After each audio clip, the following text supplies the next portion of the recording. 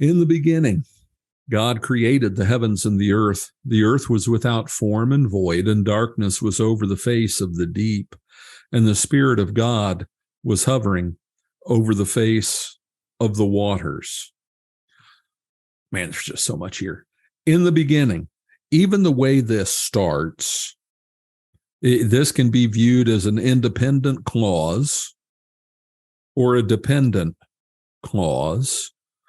It can be, and grammatically it's perfectly fine, it can be when God began to create, when God began creation. Most English texts take it this way, in the beginning, talking about the beginning, at the very start. And that's a perfectly, it's the way I think it's probably best understood, because based on so many other references in the scripture, I think that fits better. But implicit in this is the eternal nature of God, eternity, period. I would say there's three things about the first verse that we can understand. We can understand the infinite, the eternal, can understand that, can understand what God is and that he was here, and we can understand that there was nothing. And if you don't know what nothing is, then how much do you really know? We think of nothing and we always think of the same things. We think of darkness. Darkness is something that can be defined. It's a lack of something else, but it can be defined. Nothing. There wasn't anything. And we have this amazing thing that God spoke and created things, called things into existence. And something else that we touched on before in comparison to the other creation epics of the other ancient world cultures, God doesn't have an origin story here. Doesn't tell us how he came to be and how the other gods that exist came to be. No, God was here. It's just a given. It's axiomatic truth. God is here and he created.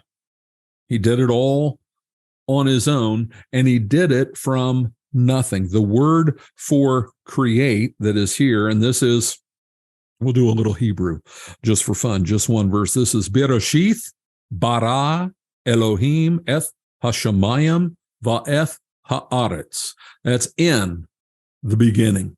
Bereshith.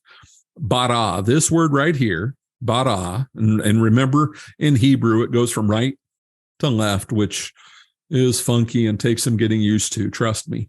Bara, it is only used of God. It is only used of God in creating in Genesis. It is creating ex nihilo, out of nothing. Out of nothing. God created out of nothing. Can't understand that either. He spoke and things happened. He spoke the world into existence. He just did it. And there are no laws of nature that can help you understand that. There aren't. The word for God, here it is, Elohim. It's here, Elohim. It is plural. It's plural. And why it's plural, no one can say for sure, but El or Elah by itself is God. This is God's, except it's used in the singular for God. One of the thoughts on that is, and God never explains why that's used for him, but it is to draw attention to his majesty, his otherness, and that is a very important concept as we seek to understand God. First and foremost, God is other. He's not like us. He's different. He's distinct. He is perfect. He is holy. He is eternal. All those things. And here, Eth is, that doesn't matter. Hashemayim va'eth ha'aretz. The waters, the heavens, heavens and ha'aretz, the earth. But bara was the big thing I wanted to look at there, that he created. He created it out of nothing. And you think about the immeasurable universe, by our standards, immeasurable. God made it out of nothing, and he did it just like that. It didn't take a lot of time. We will not play games with trying to take time frames of geology and cosmology and try to make the scriptures answer to or fit within that. I don't care about any of that stuff. Are there things that, as far as timeline goes, I have a hard time figuring out and reckoning? Yes, but there are all kinds of things we just covered in the first verse that I have a hard time figuring out and reckoning. I won't take God's word and make it answer to science, because what does science do? Science lies. Science is wrong all the time, and science in our world has been hijacked almost entirely by the lords of darkness. The earth was without form and void, and darkness was over the face of the deep. What does that describe? The earth was without form and void. Void is like empty, just, how do you describe that? Other than that, without form and void, and darkness was over the face of the deep. Well, how was there a face of the deep if everything was without form and void? I don't know. It is describing that which to me is incomprehensible. And the Spirit of God was hovering over the face of the waters. The Spirit is here. It's the first reference to the triune God that we have. The Spirit of God was hovering over the face of the waters. God is going to speak, and things are going to come to be. And speak, breath, wind, spirit, they're all from the same root. They're all related. Just another thing of the incomprehensible nature of our God at play before our eyes. But he was hovering over the face of the waters. And there's almost with that, isn't there like an idea, like he's just ready to go?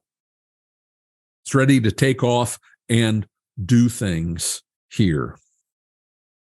And God said, "Let there be light," and there was light. And God saw that the light was good, and God separated the light from the darkness. God called the light day, and the darkness he called night. And there was evening and there was morning the first day. Order.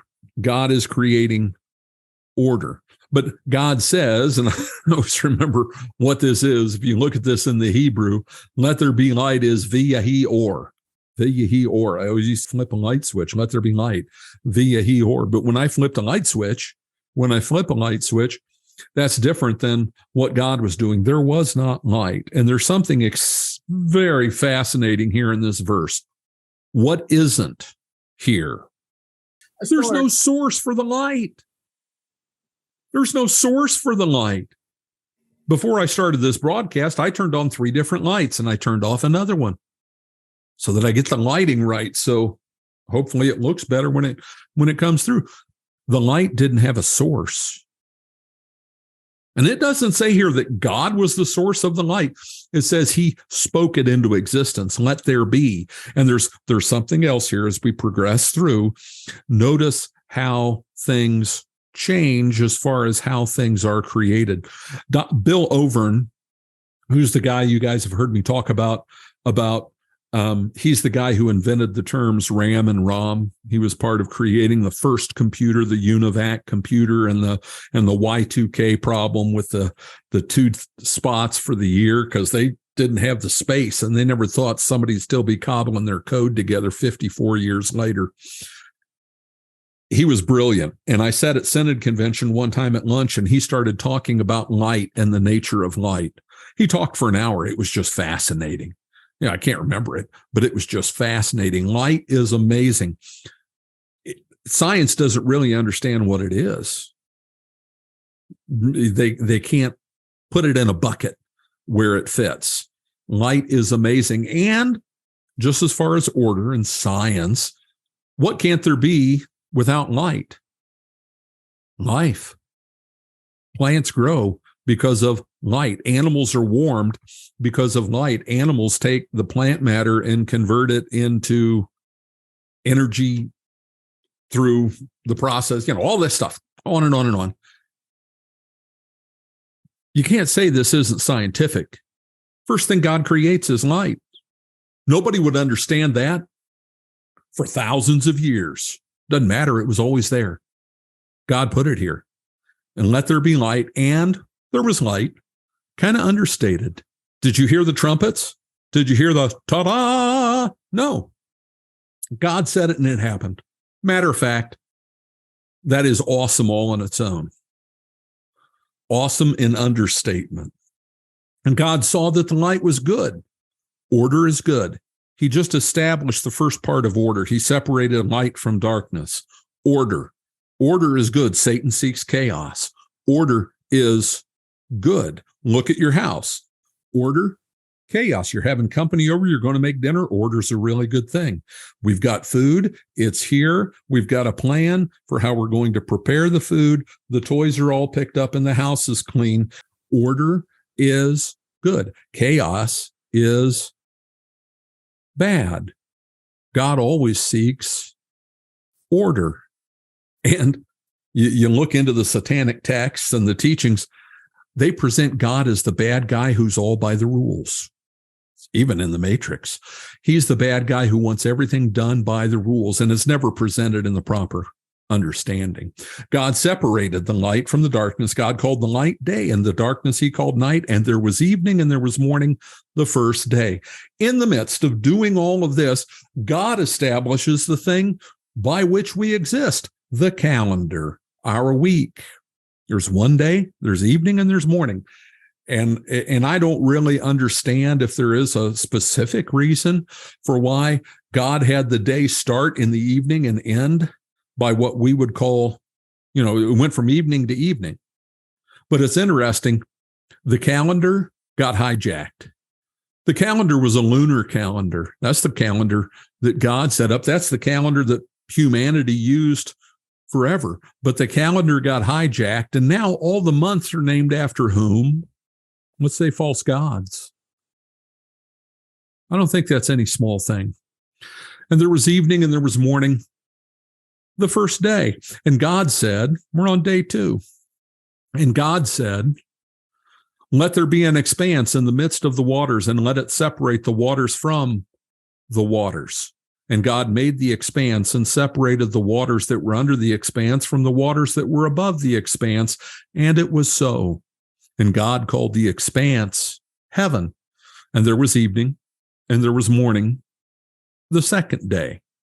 Now, a bunch of things here that we could go on about at length. The expanse, that's the heavens. And we think of it the same way. We use the terminology even somewhat the same way. The heavens that are described here, we call sky. Although we do, in certain contexts, refer to it as the heavens, soaring through the heavens, right? In the ancients' mind, it's the same in ours. There are 3 heavens. There's the heavens where the birds fly, and Delta flies. There's the heavens where there are stars and moon and sun, the celestial bodies. And there are the heavens where God exists. We think about it the same way. We even do use the terminology at times in the same way. But we have here this thing that there was a separation. God put, it's called a canopy, sometimes a canopy, and there were waters above the canopy. Everybody's It's all hijack science and lies, and they are destroying the ozone, but they're doing it on purpose. It's not man-made usual activity entirely. The ozone layer, oh no, the ozone layer is going to go away and we're all going to cook and fry. Radiation will get us, right? What do you think would happen if there was a vast canopy of water up in the heavens through which the sun's light was filtered? That's the way things were. That's the way things were. When did that come to an end? It came to an end in Genesis 6, when God brought the flood on the earth. He didn't just open the gates of the underworld. He opened the gates of heaven, and the waters came down. So the world, in part, the world that existed before the flood was a different deal altogether. And why do you think those people live so long? Got to be part of it. I think scientifically that's a reasonable thing to assume, that they lived to be 900 years old, because the world was entirely different and they lived under a shield of water. It was after the flood that lifespans immediately began to shorten. There was evening and there was morning the second day, and God said, "Let the waters under the heavens be gathered together into one place, and let the dry land appear." And it was so. God called the dry land earth, and the waters that were gathered he called seas. And God saw that it was good. It was all orderly. It was the way he intended it to be. It's when you're making something, it's when Amber is making jewelry, and she gets it put together. She had an idea in her mind. She orders the materials. She wishes she could speak them into existence. She ordered them. I wish I could speak graphics into existence, because you guys know my artistic skill. And there are times I want to illustrate something a certain way, and I just wish I could say to some talented artist, make this and have it to me in 5 minutes. But Amber orders materials, and then she puts it together. And she looks at it and she goes, "Look at this. Isn't this awesome? It's just the way I wanted it to be. That's just what I had in mind." That is what God is saying when he says, "And it was good." Yeah, that's the way that got it. Nailed it. Boom. Step 4. Let's move on. All he did was speak, and the waters moved and they gathered together. In Job, that's talked about that he told the proud waves they will come so far and go no farther. A lot of, I wonder, 9. Job 26:7. He stretches out the north over the void and hangs the earth on nothing. He has inscribed a circle on the face of the waters at the boundary between light and darkness. Or who shut in the sea with its doors when it burst out of the womb? When I made clouds its garments, thick darkness its swaddling band, and prescribed limits for it, and set bars and doors, and said, "Thus far shall you come and no farther, and here shall your proud waves cease." Word of God. At the word of God, all this stands. Remember that when you feel overwhelmed. Remember that when you feel afraid. Remember that when you get a bad diagnosis from the doctor, or bad news about a bill, or whatever it might be. The God who did all of this is the God who loves you and cares for you and says, "Fear not, for I am with you. Be not afraid, for I am your God." That from Isaiah 41. He holds your right hand and says those things. And God said, "Let the earth sprout vegetation, plants yielding seed, and fruit trees." And in all of this, if we had the time, and if I had more of a scientific mind, which I've never claimed to have, very specific as far as the order of the vegetative world and all of that and how it's described. And God said, "Let the earth sprout vegetation, plants yielding seed, and fruit trees bearing fruit, in which is their seed, each according to its kind on the earth." And it was so. Understatement. Matter of fact. The earth brought forth vegetation, plants yielding seed according to their own kinds, and trees bearing fruit, in which is their seed not crossed with DNA from scorpions or lizards, each according to its kind. And God saw that it was good. And there was evening and there was morning, the third day. There's just the general overarching order of things. And there's also a logical progression. Next, he's going to make animals. What do the animals eat? Plants. If the animals are going to be here, they're going to be looking for the trough. Where do we eat? He made the food so that all of us could eat. And God said, let there be lights. But first we go to lights.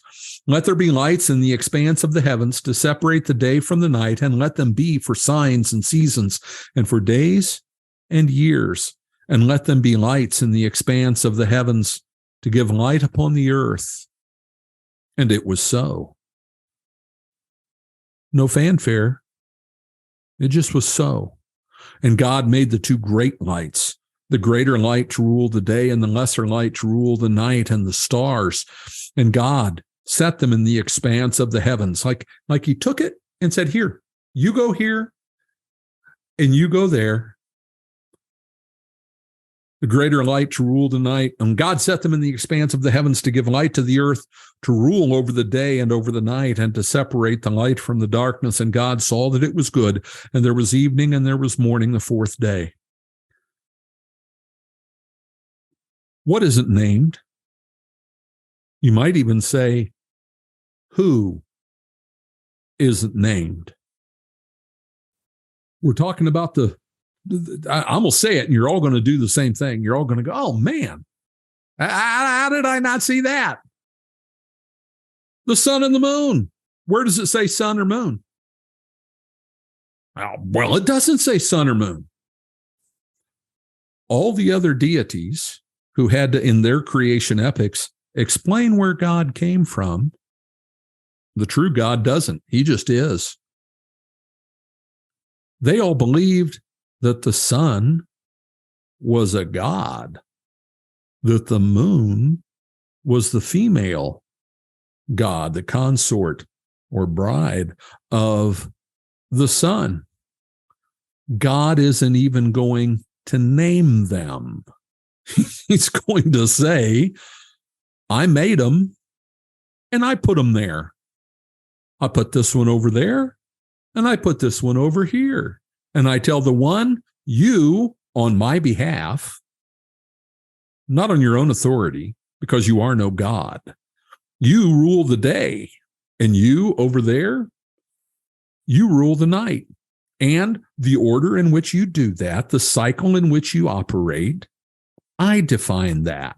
And I will use that as my celestial calendar. And really, the sun is a stupid way to keep track of time. It just is. As far as keeping track of it, if we were all living out in the wilderness, and that's where we lived, we didn't have the technology that we have today. And you don't know where the sun is. You don't know what the sun's doing. You have a vague idea. The moon, you look up. Oh, new moon. Okay. New month. New moon. Every 30 days. New moon, new month. And every now and then you have to adjust to allow for the fact that the year's 365 days. And if you take 30 times 12, you get 360. But that's easily enough adjusted for. You can follow it. It's easy. And where are the celestial bodies, the constellations in the sky? Oh, yeah. The Pleiades are there at this time of year. And Orion and his belt are there at this time of year. A 10-year-old could look up in the sky, understand it, and see it.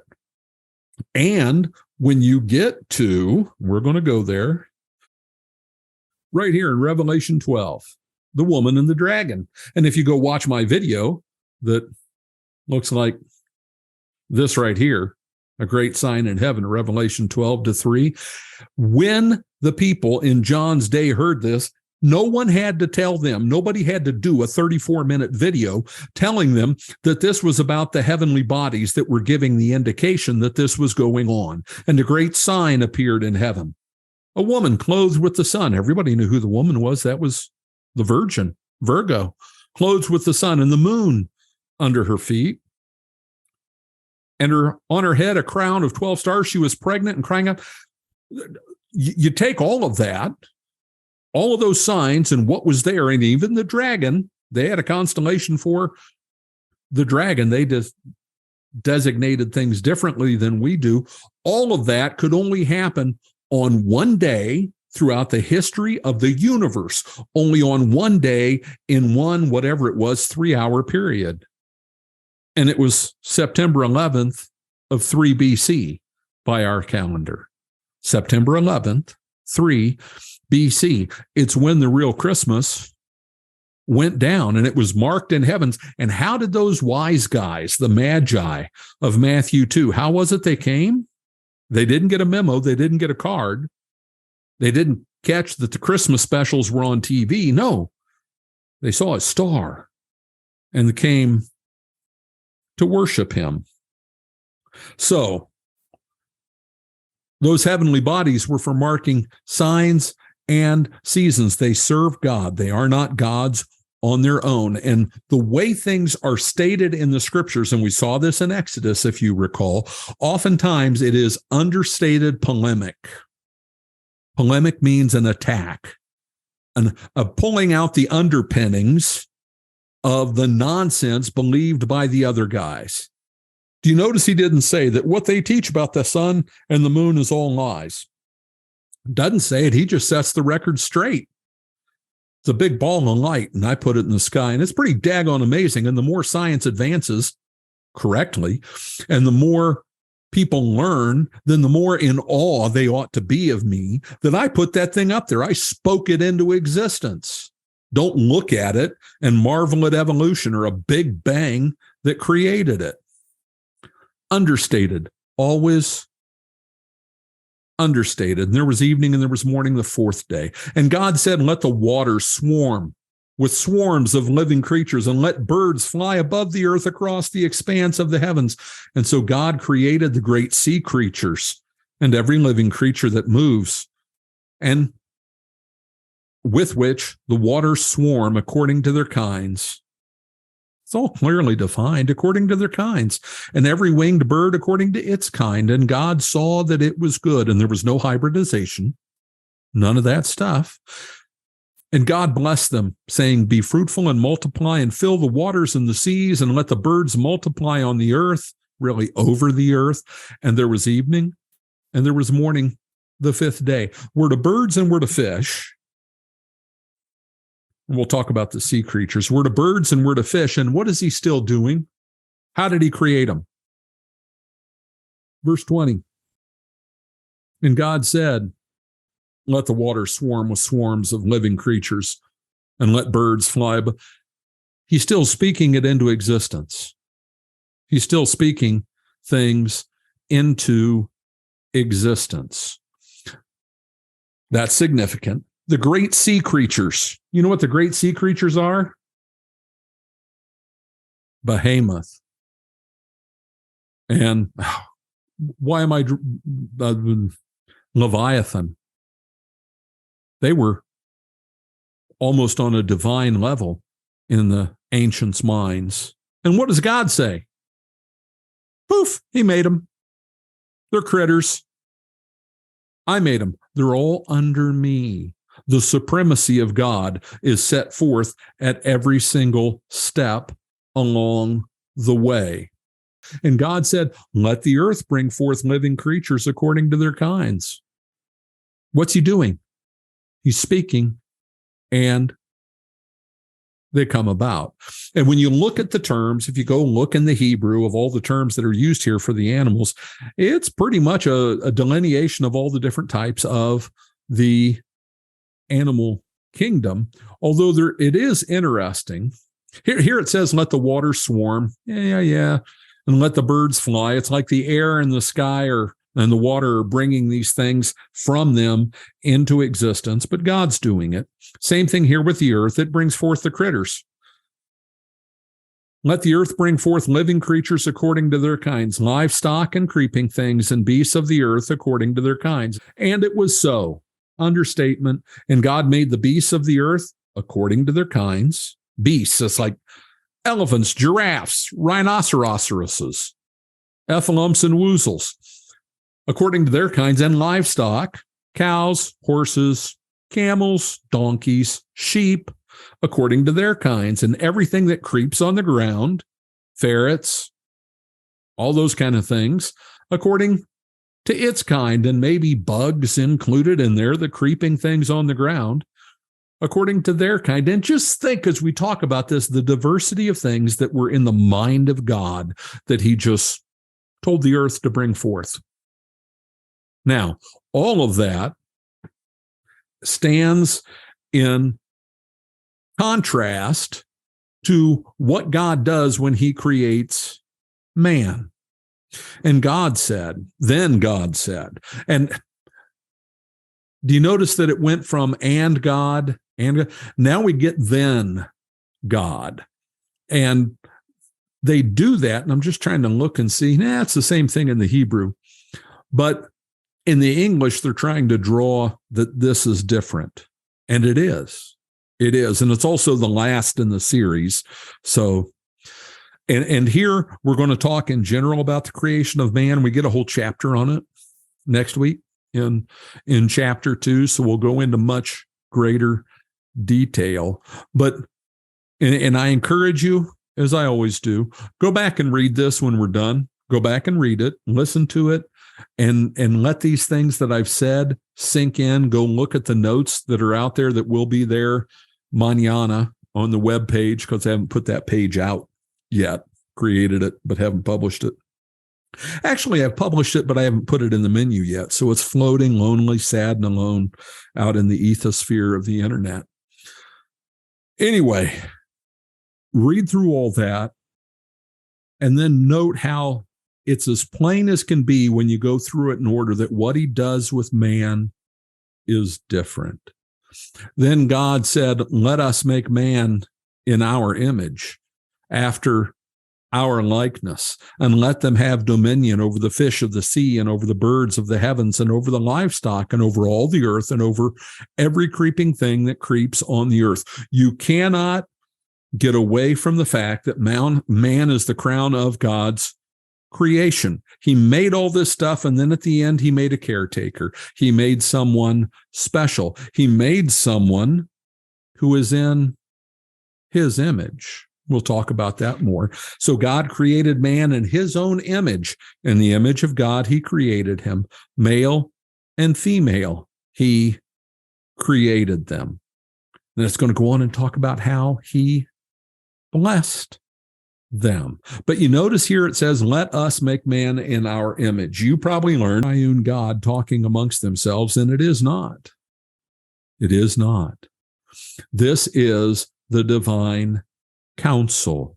God speaking to his heavenly host, his counsel, amongst which there are ranks of beings, but he has a counsel, those who he seeks, from whom he seeks advice, and who he listens to and makes decisions with. The decisions are always his. The decisions are his.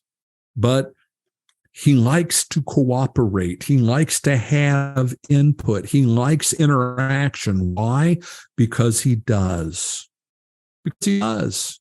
And it gives us, because we get to interact in that way in eternity, we certainly do, it gives us purpose. But God said, let us make man in our own image. And the difference between the other things that it has said God did and then what it says here with the us, it's the form of the verb. It's a plural verb. It's let us do this. It's a plural. Make man in our image. Now, let us make man in our own image. Image. What does it mean to be in the image of God? There are two ways that we look at this. One is in the New Testament era, We look at it understanding the image of God in that we are created to be like God in true righteousness and holiness and knowledge. That from Ephesians 4:24 and Colossians 3:10. Here, this is, and that is true for us, but that being in the knowledge, image, the righteousness, holiness of our Creator is restoring us to what we were. Adam was an imager. It is an office. It is a job description. Adam and Eve, and so are we now, Adam and Eve were to image God. They were to represent him. They were to do here in this world over which he placed them in authority. They were to do here in this world what he wanted done. And he would cooperate with them in that. Lord, do you think we ought to terraform this way and make this a garden over here and maybe have a lake over there and this beautiful place for people to gather? What do you think? Yes, okay, we'll do it. Let's move ahead.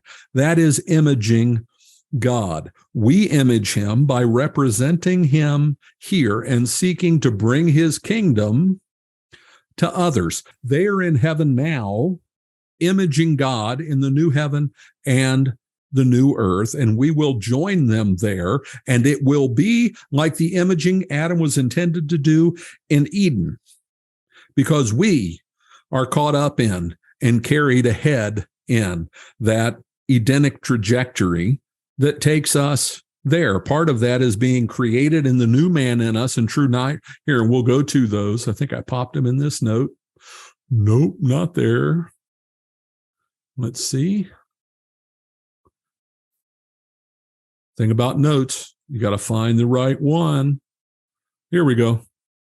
Ephesians 4:24, and to put on the new self, created after the likeness of God in true righteousness and holiness, in Colossians 3:10, and have put on the new self, which is being renewed in knowledge after the image of its creator.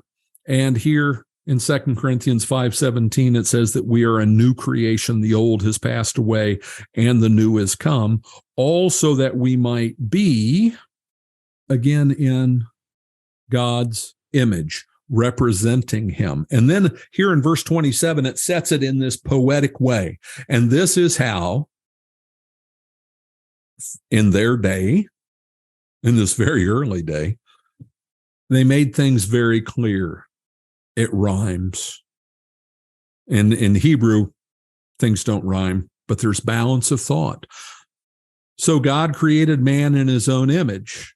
God image. In the image of God, he created him. See how the same thoughts are there, but like positioned differently? Male and female, he created them. The collective decided, God's council, those who serve him in his heavenly host, decided to do this.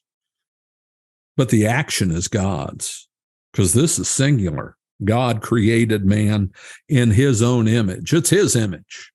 It's his image. The heavenly host have the image of God in a spiritual reality. They have the image of God and represent and serve him there. So just a pretty profound stuff. And all of this will get built on and fleshed out as we move ahead. And God blessed them. God blessed them. Did he bless the other animals? The other creatures? No. Different. And God blessed them. And later in chapter 2, it's going to tell us, it goes back and as literature in this day did, because you weren't going to own the book. You weren't going to have the book. You were going to hear the book read at the synagogue. And so something is stated, and then the important part is gone over again with more detail, because that's how you remember it as a story, right? When it does that in chapter 2, it says he formed Adam out of the dust of the earth and breathed into him the breath of life. Different. The other stuff he said, let it be, let the earth bring forth, blah, blah, blah, blah. He formed it with his own hands. It's nothing but dust. You're nothing but dust. I'm nothing but dust. But the breath of God that had been hovering over the face of the waters, the breath of God is breathed into us. Direct, intimate interaction in creation. And God blessed them, and God said to them, be fruitful and multiply and fill the earth and subdue it, and have dominion over the fish of the sea and over the birds of the heavens and over every living thing that moves on the earth. I could do an hour on this one easily. I could do an hour on be fruitful and multiply.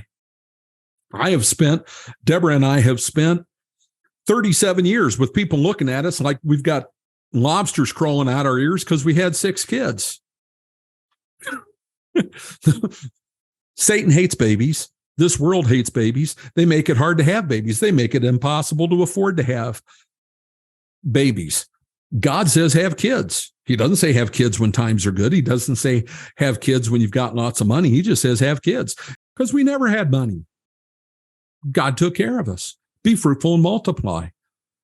When you're old, make sure your quiver's full of kids.